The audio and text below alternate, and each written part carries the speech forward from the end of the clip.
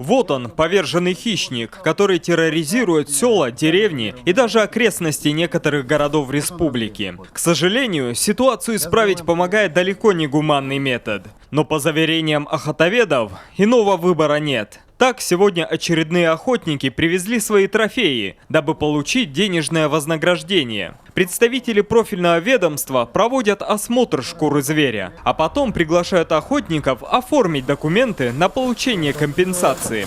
Наша задача удостовериться действительно, что это волк, что это шкура волка, что она добыта в этом сезоне, что она ранее нигде не принималась. То есть, чтобы человек 2 раза, условно говоря, не сдал одну и ту же шкуру. Вот и все. Вот при вашем присутствии, значит, было сделано 2 разреза, то есть на холке данного волка и в районе хвоста, отступая от корня хвоста, 10 сантиметров. Разрезы делаются 5-7 сантиметров. Шкура возвращается после этого охотнику. Среди промысловиков сегодня в основном новички и волчатники. Так Игорь Вихрестюк признается, информацию об охоте на серого приходилось черпать из интернета, ведь это его первый волк. До этого он уже добывал медведя, и волк, по его мнению, не менее достойный противник. Поймал на капкан, выкладывал приваду, то есть в течение 2 месяцев я околачивался там возле них все время, изучал повадки, как они ходят, все это дело. Сейчас для меня это не секрет уже, да. Вот.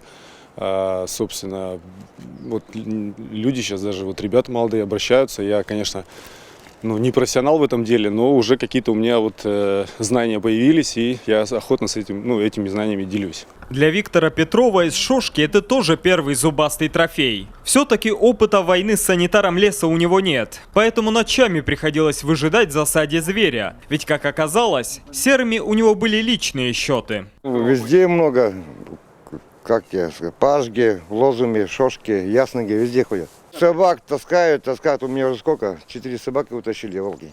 Я, наверное, долго отдал вроде бы.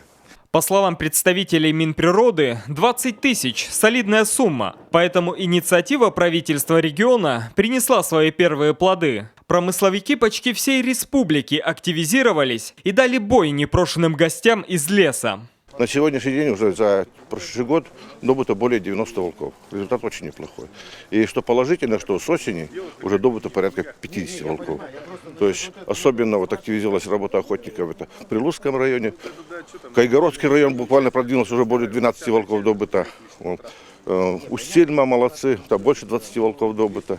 В профильном ведомстве отмечают, чтобы получить денежное вознаграждение, охотнику следует подать пакет документов в лесничество, на территории которого была осуществлена добыча зверя. Стоит отметить, что программа поощрения охотников продолжит свою работу и в следующем году. Поэтому у менее удачливых промысловиков еще будет шанс заработать, подбив серого. Павел Королев, Олег Юшков, телеканал Юрган, Сыктывкар.